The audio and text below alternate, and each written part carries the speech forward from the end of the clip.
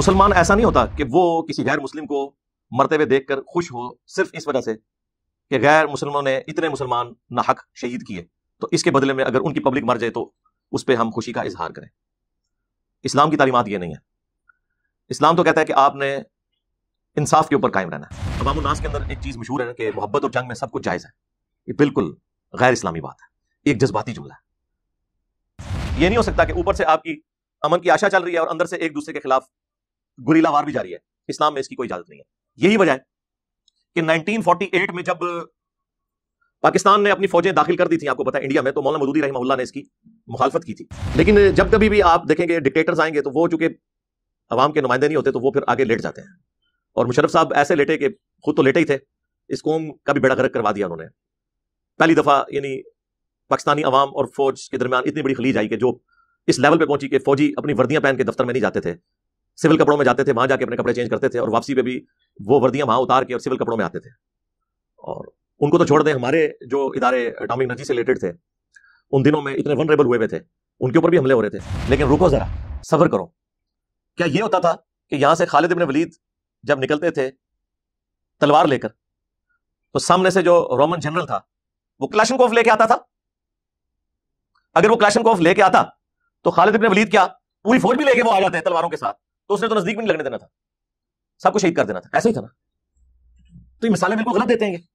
یہاں سے بھی ایک تلوار ہوتی تھی، دوسری طرف سے بھی ایک تلوار ہوتی تھی، تلوار کا مقابلہ تلوار سے ہوتا ہے۔ آج بالکل جنگ کا موڈ چینج ہو چکا ہے۔ آپ ٹینک بھی لے کر آ جائیں، ایک F-16 کافی ہے سارے ٹینکوں کو ختم کرنے کے لیے۔ افغان وار اتنی لمبی کیوں ہوئی ہے؟ صرف اس وجہ سے کہ امریکہ کے پاس ایئر فورس تھی۔ ادروائز ایک مہینے کے لیے بھی یہ لوگ زمینی جنگ میں مقابلہ نہیں کر سکتے تھے افغانیوں کا۔ اس لیے نہیں کہ افغانی جو ہے وہ جناب بسم اللہ شریف پڑھ کے تو تلوار کے اوپر یا بیلچے کے اوپر سلطان بھائی کی طرح گولیاں روک لیتے ہیں، نہیں، اس لیے کہ ان کے پاس بھی رشیا کا دیا ہوا لیٹسٹ اسلحہ، دونوں طرف برابر کا اسلحہ تھا۔ فرق ڈالا ایئر فورس نے، طالبان کے پاس تو ایئر فورس نہیں تھی، اس لیے 20 سال لاکھوں لوگ شہید ہوئے۔ آپ ان کی جیت کا تو جشن منا رہے ہیں، لیکن یہ جیت کیا جیت ہے جس میں لاکھوں مسلمان شہید ہو چکے؟ امریکہ کا تو کچھ نہیں بگڑا، جو آپ ڈالرز بھی ان کے گنتے ہیں اتنا نقصان ہوا، ان کو فرق نہیں پڑتا، وہ آپ سے لے لیں گے ڈالر۔ کسی ایک ملک پہ قبضہ کر کے سب کچھ وہ لے لیتے ہیں، بدماش ہے۔ تو لہٰذا یہ جو جذبات کی دنیا میں آپ کو رکھتے ہیں نا، اس سے باہر نکلیں یار، خدا کے لیے ہوش کے ناخن لیں اور یہ باتیں کرنا چھوڑ دیں کہ جی IMF اگر آپ سے قرضہ واپس مانگے تو آپ کہیں آیا جے گوری، خدا کا نام ہے۔ یہ بھی قسط نہ ملتی تو تنخواہیں بھی نہیں تھیں سرکاری ملازمین کو اور فوجیوں کو دینے کے لیے۔ تو اس کی سزا اب پاکستان کو بھگتنی پڑ رہی ہے ان ملکوں کی انڈسٹریز کی وجہ سے جن کی وجہ سے یہ ساری کلائمیٹ چینج آئی ہے۔ تو یہ انصاف کا تقاضا ہے کہ انہیں کمپنسیٹ کیا جائے، یہ کوئی پاکستان کے اوپر احسان کرنا نہیں، اور میں سمجھتا ہوں یہ بہت بڑی سٹیٹمنٹ ہے ان کی طرف سے۔ اب اللہ کرے کہ جو صدقہ اور خیرات یا چندہ ملتا ہے وہ ہمارے حکمران، ہمارے ریاستی ادارے جو ہے وہ پازیٹیولی یوز کریں، یہ نہ ہو کہ جو انہوں نے اپنے سارے پرانے جو ذخیرے جوڑ کے رکھے ہوئے ہیں وہ نکال کے غریب عوام کو دینا شروع کریں اور نئے جو ہے وہ اپنی تجوریوں میں بھرنا شروع کر دیں۔ الحمدللہ رب العالمین والصلاة والسلام علی سید الانبیاء والمرسلین وعلی آلہ واصحابہ وازواجہ وامتہ اجمعین الی یوم الدین۔ الحمدللہ آج 11 ستمبر 2022 کو سنڈے کے دن ہمارا یہ پبلک سیشن نمبر 59 منعقد ہونے جا رہا ہے۔ آج تو ویسے کوئی کرنٹ افیئر نہیں ہے، لیکن ڈیٹ بولتے ہوئے میرے دماغ میں 11 ستمبر کا واقعہ آ گیا، 2001 کا، ٹوئنز ٹاور کا، جس کے بعد آپ سمجھ لیں پوری دنیا میں مسلمانوں کے لیے ایک طرح سے زمین تنگ کر دی گئی۔ اب اس واقعے کے حوالے سے مختلف آراء ایگزسٹ کرتی ہیں، بعض لوگ اسے انسائیڈ جاب کہتے ہیں، بعض لوگ جو ہیں وہ اسے بہت بڑا کارنامہ قرار دیتے ہیں۔ بہرحال اینڈ رزلٹ یہ ہے کہ خواہ یہ انسائیڈ جاب تھی، چاہے یہ کسی جہادی تنظیم کا کارنامہ تھا، قرآن و سنت کی روشنی میں اس طرح کی ایکٹیویٹی پرفارم کرنے کی کوئی اجازت نہیں ہے کہ جس کے اندر آپ انوسنٹ جو پبلک ہے اسے نشانہ بنائیں۔ مسلمان ایسا نہیں ہوتا کہ وہ کسی غیر مسلم کو مرتے ہوئے دیکھ کر خوش ہو صرف اس وجہ سے کہ غیر مسلموں نے اتنے مسلمان ناحق شہید کیے، تو اس کے بدلے میں اگر ان کی پبلک مر جائے تو اس پہ ہم خوشی کا اظہار کریں۔ اسلام کی تعلیمات یہ نہیں ہے۔ اسلام تو کہتا ہے کہ آپ نے انصاف کے اوپر قائم رہنا ہے. وَلَا يَجْرِمَنَّكُمْ شَنَآنُ قَوْمٍ عَلَىٰ أَلَّا تَعْدِلُوا. کسی قوم کی دشمنی تمہیں اس پر مت ابھارے کہ تم انصاف کا راستہ چھوڑ دو. اعدلوا، انصاف کا راستہ اختیار کرو. ہوا اقرب للتقوی، یہی اللہ کے نزدیک تقوی کے قریب ترین ہے، یا تقوی کی روش ہی یہی ہے کہ آپ انصاف کا راستہ اختیار کریں. تو انصاف کے راستے میں تو آپ نے میدان جنگ کے اندر بھی رولز اور ریگولیشنز کو نہیں توڑنا. آپ دیکھیں کہ صحیح بخاری میں وہ مشہور حدیث ہے، جب صلح حدیبیہ کا معاہدہ لکھا جا رہا تھا، اسی دوران جو معاہدہ لکھنے والا تھا سہیل ابن عمرو بعد میں مسلمان ہو گئے. تو اس کا ایک بیٹا تھا ابو جندل، دو بیٹے تھے نا، عبداللہ اور ابو جندل. اب تو آپ نے عمر سیریز بھی دیکھ لی ہے تو آپ کو وہ نقشہ ذہن میں آ جائے گا. تو جو ابو جندل تھے وہ بیڑیوں میں جکڑے ہوئے کسی طریقے سے اپنے والد کی قید سے مکے سے بھاگ کر نبی صلی اللہ علیہ وآلہ وسلم کے پاس اس جگہ پر حدیبیہ میں پہنچ گئے. اب معاہدے میں ایک شک یہ بھی لکھی گئی تھی کہ اگر کوئی شخص مکے سے مسلمان ہو کر مدینہ شریف آیا تو اسے واپس کر دیا جائے گا، اور اگر کوئی مسلمان مدینے سے مکے کی طرف گیا تو اسے واپس نہیں کیا جائے گا. کیسی یعنی ناانصافی پہ مبنی ایک شرط تھی. نبی علیہ السلام نے اسے قبول کر لیا کیونکہ اس کے اندر تو پھر ابو بصیر والا معجزہ ہونے والا تھا. وہ آپ میری ویڈیو دیکھ لیں، ایک شخص کے ذریعے اللہ تعالیٰ نے کس طریقے سے کایا کلب کر دی مسلمانوں کی. تو نبی علیہ السلام ایگری فرما گئے. اسی موقع پر وہ محمد رسول اللہ بھی کاٹنے کے لیے کہا گیا، وہ بھی محمد بن عبداللہ لکھوایا گیا. اور ابو جندل کا جب معاملہ آیا تو نبی علیہ السلام نے ان سے کہا کہ اس کو تو چھوڑ دو، ابھی تو معاہدہ جسٹ لکھا گیا ہے، دوسرا یہ تو مدینہ جانے والی بات ہی نہیں ہے، تو ایک ٹرانزیشن پیریڈ ہے. انہوں نے کہا نہیں، آپ معاہدہ لکھ چکے ہیں، اس کی امپلیمنٹیشن یہی ہے کہ آپ اس کو واپس کر دیں. تو نبی علیہ السلام نے کوئی دوسری بات نہیں کی ہے.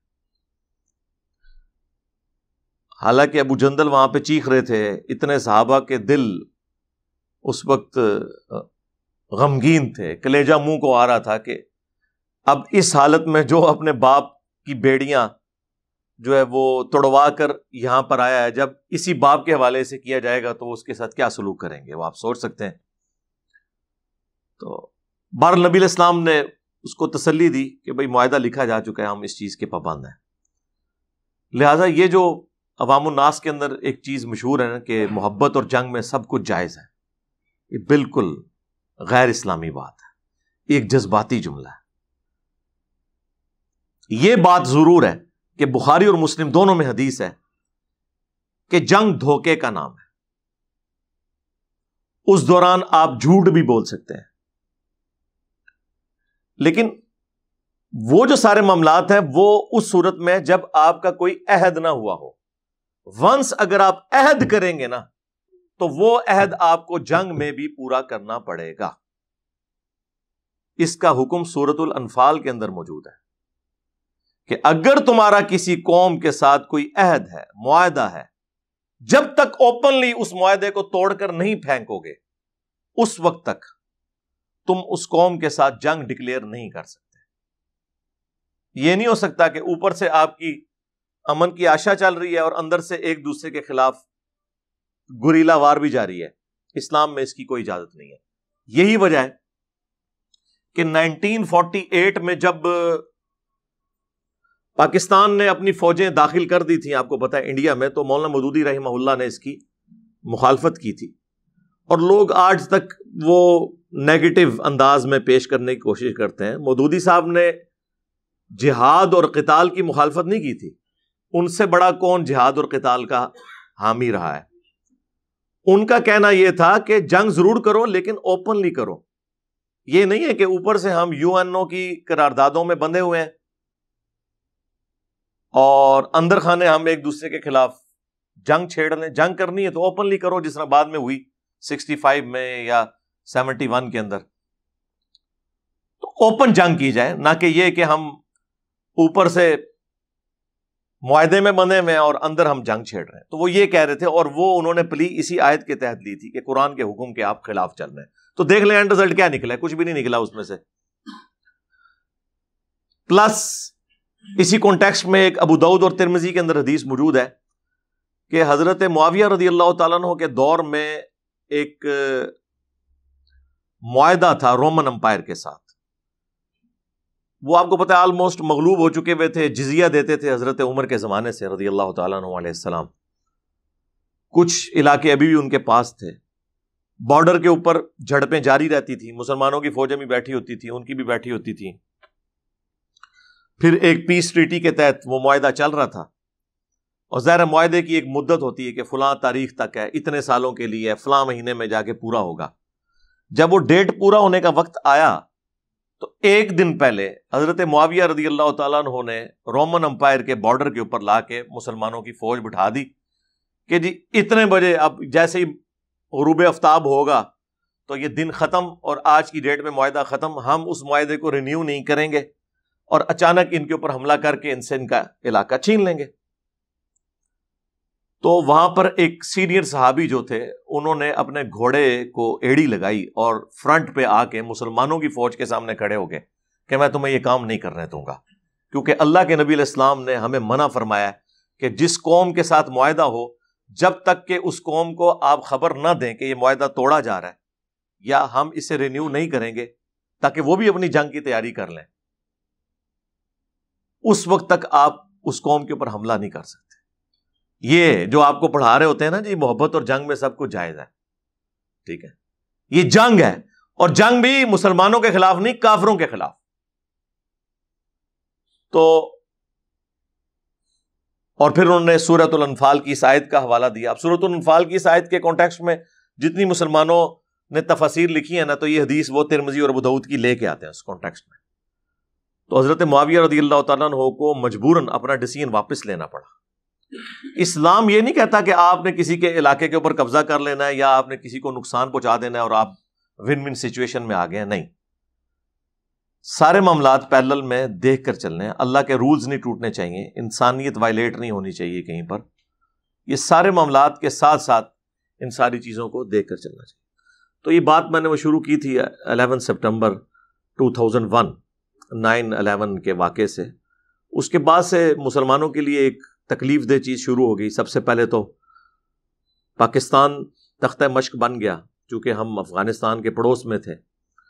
ہمارا اربوں ڈالر کا نقصان ہوا. اس وقت ایک بزدل حکمران تھا اور اس نے بزدلی دکھائی، اور ظاہر ہے کہ جتنے نان الیکٹڈ حکمران ہوتے ہیں نا، یہ بزدل ہی ہوتے ہیں، کیونکہ ان کا کوئی اسٹیک یہاں پہ نہیں ہوتا. اگر کوئی عوامی لیڈر ہو، خواہ بالکل جتنا مرضی گیا گزرا ہو، ایٹ لیسٹ اسے یہ ہوتا ہے کہ میں نے عوام کو منہ دکھانا ہے آگے. اس لیے آپ دیکھیں کہ جتنے بھی پولیٹیکل لیڈرز ہیں، جب کبھی وہ اقتدار میں رہے ہیں اور اس طرح کے مواقع آئے تو آپ دیکھیں گے انہوں نے کبھی اس لیول کی بزدلی نہیں دکھائی. وہ بھی اعلی کار بنے رہے، لیکن ایک ریڈ لائن کو انہوں نے کراس نہیں کیا. پوری دلیری کے ساتھ معاملات کو لے کر چلے. یعنی ذوالفقار علی بھٹو صاحب نے پاکستان کا سارا یہ اٹامک پروگرام جو ہے، اسے پورا انہوں نے پیشن کے ساتھ اس وقت چلایا، اگرچہ امریکہ کی اتنی مخالفت تھی. اس کے بعد جب بے نظیر بھٹو تھیں تو پاکستان کا سارا میزائل پروگرام انہوں نے شروع کیا. یہ ساری ان کی کنٹریبیوشن ہے. اور اس کے بعد جب اٹامک دھماکوں کی باری آئی تو نواز شریف صاحب تھے، انہوں نے بھی کوئی دباؤ اس وقت قبول نہیں کیا.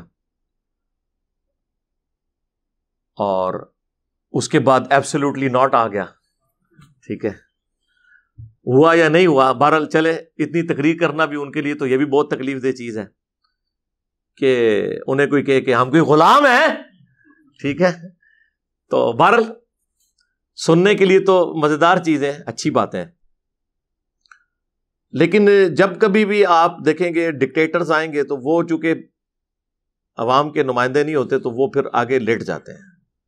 اور مشرف صاحب ایسے لیٹے کہ خود تو لیٹے ہی تھے, اس قوم کا بھی بیڑا غرق کروا دیا انہوں نے. پہلی دفعہ یعنی پاکستانی عوام اور فوج کے درمیان اتنی بڑی خلیج آئی کہ جو اس لیول پہ پہنچی کہ فوجی اپنی وردیاں پہن کے دفتر میں نہیں جاتے تھے, سول کپڑوں میں جاتے تھے, وہاں جا کے اپنے کپڑے چینج کرتے تھے, اور واپسی پہ بھی وہ وردیاں وہاں اتار کے اور سول کپڑوں میں آتے تھے. اور ان کو تو چھوڑ دیں, ہمارے جو ادارے اٹامک انرجی سے ریلیٹڈ تھے ان دنوں میں اتنے ونریبل ہوئے تھے, ان کے اوپر بھی حملے ہو رہے تھے. تو اس میں بھی یعنی بڑی تکلیف کاٹنی پڑی عوام الناس کو, اور بڑی اس وقت پلاننگ کے تحت سارے معاملات چل رہے ہوتے تھے. ادروائز تو ظاہر ہے کہ عام جو گاڑیاں اس طرح کی اٹامک انرجی کے ادارے کی, ان کو ہٹ کرنا تو بڑا آسان تھا, اور کچھ اٹیک ہوئے بھی, کافی سارے لوگ شہید بھی ہوئے.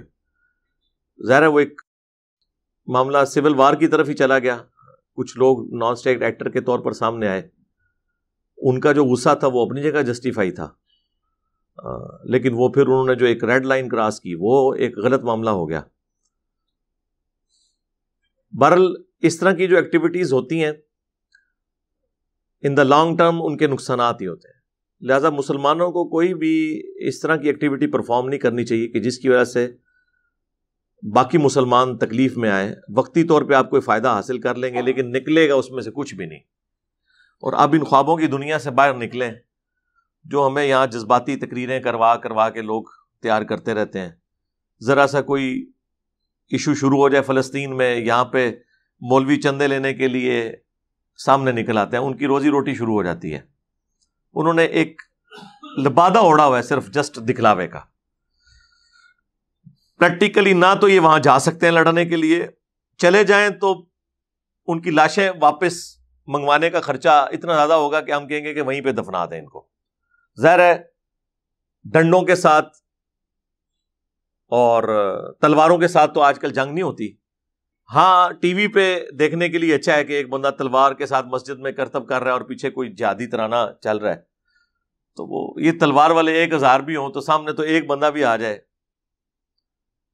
وہ تو ساروں کو بھون کے رکھ دے گا. تو آج کل چونکہ ایک پروفیشنل آرمیز والا سلسلہ ہے تو لہٰذا عام آدمی تو اس طریقے سے جنگ لڑ بھی نہیں سکتا, اور نہ اس کی ذمہ داری ہے کہ وہ یہاں بیٹھ کے کڑتا رہے کہ جی میں وہاں جا کے کیا کروں گا. آپ نے کچھ نہیں کرنا میرے بھائی. جب سیدنا عمر کے زمانے میں بھی پراپر آرمی بن گئی تھی تو سب لوگ جہاد میں نہیں جاتے تھے. حضرت عمر کس جہاد میں گئے ہیں؟ نہ قادسیہ میں گئے, نہ یرموک میں گئے, باقیوں کو روانہ کیا, اور سارے لوگ وہاں سے جاتے بھی نہیں تھے. پھر پراپر فوجی چھاونی بن گئی کوفے کے اندر, تو پھر فوجیوں کا معاملہ بالکل الگ ہو گیا. یہ جو شروع میں اسلام میں جب مین پاور کی کمی تھی اس وقت پھر نفیر عام کی جاتی تھی کہ سب لوگ جو ہے وہ جہادی ٹریننگ بھی حاصل کریں اور نکلیں اور یہ سب کچھ کریں. جب اللہ تعالیٰ نے مسلمان امت اتنی بڑی کر دی پھر ہر بندے نے اپنی ذمہ داری سنبھال لی اور اسی کے تحت چلنا شروع کر دیا. اب بھی دیکھیں سب سے بڑی ذمہ داری اب بھی عوام کے اوپر ہی ہے, کیونکہ ہماری فوج کے جتنے بجٹ ہیں وہ عوام کے ٹیکسز سے ہی میٹ ہو رہے ہیں نا. تو عوام تو اپنا پیٹ کاٹ رہی ہے. پٹرول کی قیمت یہ ڈبل کر دیں, عوام پھر بھی چیخو پکار کرنے کے بعد پٹرول ڈلوا ہی رہی ہے. ہونا تو چاہیے ڈلوانا چھوڑ دیں, سائیکلوں پہ آ جائیں, صحت بھی ٹھیک رہے گی اور خرچے بھی کم ہو. لیکن اس قوم کو کون عقل دے یہ والی؟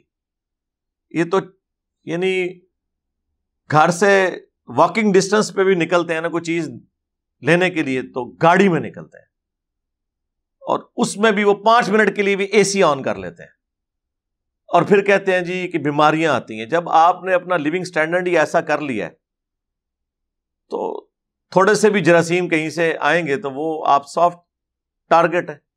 آپ نے اپنا لیونگ سٹائل ہی اتنا نازک کر لیا ہوا ہے تو پھر یہی کچھ ہوگا. تو عوام الناس تو جی ٹیکس دے رہی ہے.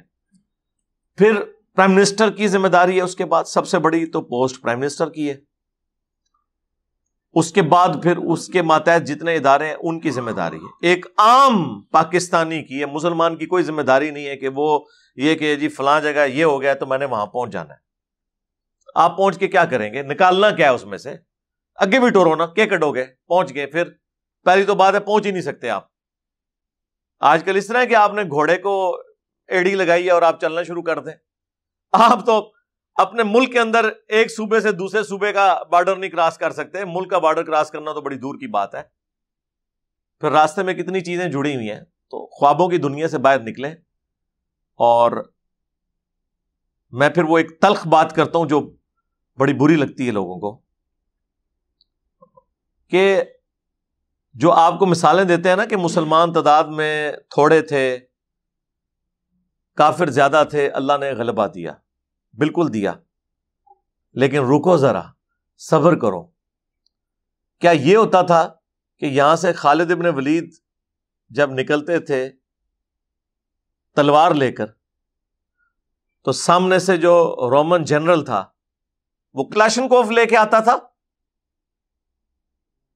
اگر وہ کلاشنکوف لے کے آتا تو خالد ابن ولید کیا پوری فوج بھی لے کے وہ آ جاتے تلواروں کے ساتھ، تو اس نے تو نزدیک بھی نہیں لگنے دینا تھا، سب کو شہید کر دینا تھا. ایسا ہی تھا نا.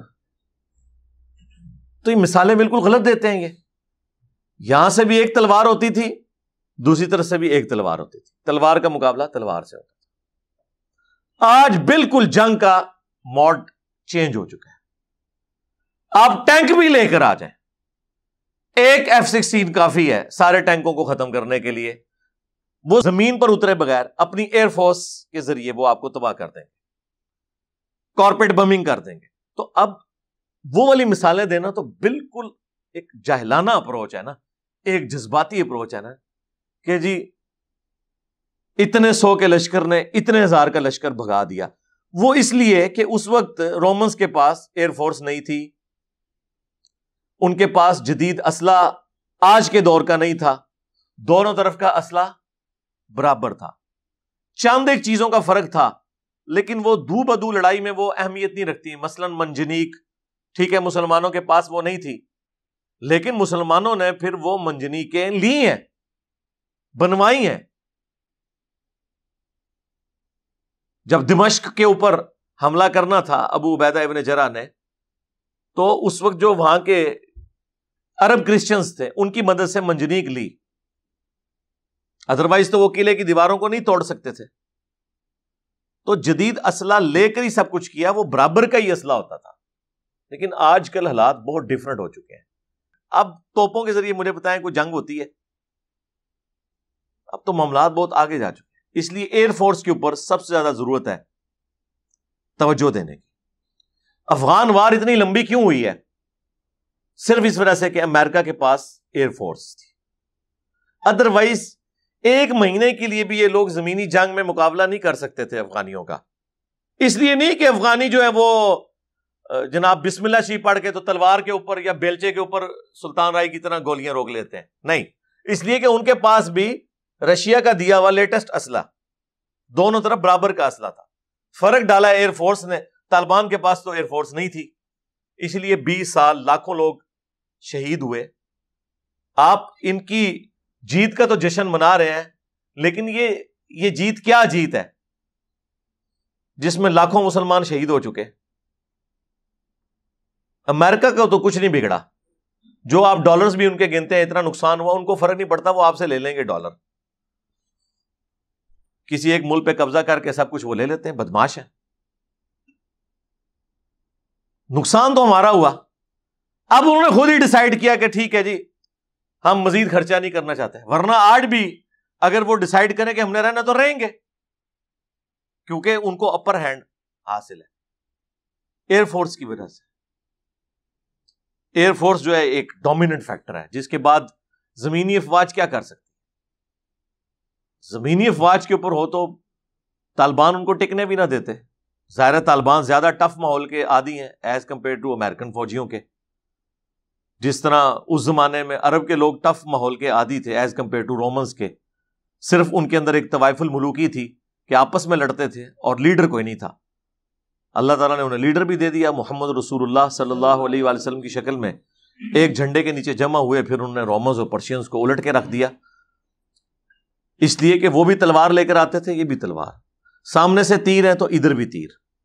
اب مجھے بتائیں اگر ادھر تیر ہوتے مسلمانوں کی طرف سے اور سامنے رومنز اور پرشینز کے پاس ٹینک ہوتے تو کیا یہ تیر ان کا مقابلہ کر سکتے تھے؟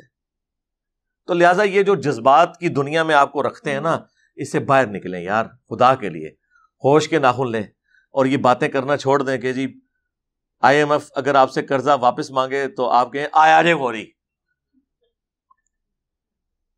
خدا کا نام ہے۔ یہ بھی قسط نہ ملتی تو تنخواہیں بھی نہیں تھیں سرکاری ملازمین کو اور فوجیوں کو دینے کے لیے۔ یار ڈان بنے ضرور، لیکن کچھ جیب میں ہو تو بنے۔ اب تو یہ ساری اکانومی کی وار ہے نا، اس کے بغیر تو کچھ بھی نہیں ہوگا۔ تو اس لیے یہ بڑھ کے مارنا اور اس طرح کی ساری باتیں کرنا، تو اس طریقے سے کوئی معاملات نہیں چلتے۔ افغانستان کی صورتحال آپ کے سامنے ہے، کتنا مشکل وہ ٹائم گزار رہے ہیں۔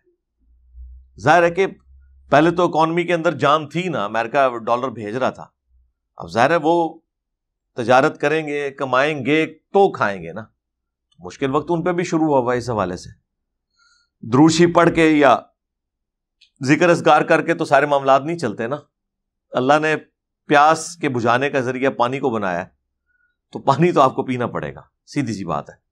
تو اس لیے ان سارے معاملات کو دیکھ کر چلنا چاہیے۔ اور ابھی میں نے سیلاب کے اوپر بھی بڑی تفصیلی گفتگو 2 نشستوں میں کی ہے، وہ اپلوڈ ہوئی ہے۔ اس میں میں نے جو سیلاب کے بعد کرنے کے کام ہیں ان کے اوپر بھی میں نے ڈسکشن کی تھی۔ اس میں میں نے ایک پوائنٹ اٹھایا تھا، مجھے بڑی خوشی ہوئی ہے کہ یو این او کے جو سیکرٹری جنرل ہیں وہ پاکستان آئے ہوئے ہیں۔ انہوں نے کل بڑی اچھی، یعنی آپ سمجھ لیں اسٹیٹمنٹ جاری کی ہے کہ دوسرے ملکوں کی گناہوں کی سزا مسلمان یہاں پہ پاکستانی جو کاٹ رہے ہیں، اور جو تباہی ہوئی ہے جس میں پاکستان کا تو کوئی قصور نہیں ہے۔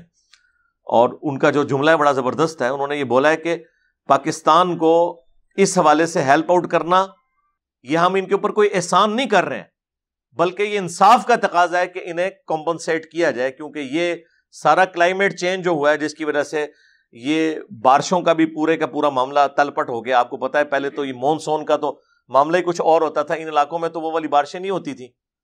تو اس کی سزا اب پاکستان کو بھگتنی پڑ رہی ہے ان ملکوں کی انڈسٹریز کی وجہ سے جن کی وجہ سے یہ ساری کلائمیٹ چینج آئی ہے۔ تو یہ انصاف کا تقاضا ہے کہ انہیں کمپنسیٹ کیا جائے، یہ کوئی پاکستان کے اوپر احسان کرنا نہیں۔ اور میں سمجھتا ہوں یہ بہت بڑی سٹیٹمنٹ ہے ان کی طرف سے۔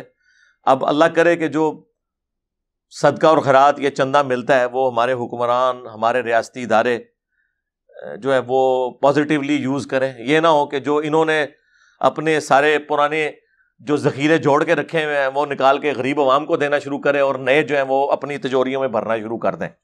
یہ کام اب نہ شروع کر دیں، ورنہ تو موت تو قریب ہے۔ کئی لوگ تو دنیا میں ہی آپ کو نظر آتا ہے کہ بھگت رہے ہوتے ہیں اس طرح کی حرام خوریاں، تو مرنے کا عذاب تو ابھی مرنے کے بعد کا باقی ہے۔ اللہ تعالیٰ پاکستان کے حالات کے اوپر رحم و کرم فرمائے، پوری دنیا کے مسلمانوں کے اوپر رحم و کرم فرمائے۔ صلو علی محمد و آل محمد، اللہم صلی علی محمد و علی آل محمد و اصحاب محمد و ازواج محمد و امت محمد اجمعین الی یوم الدین، آمین۔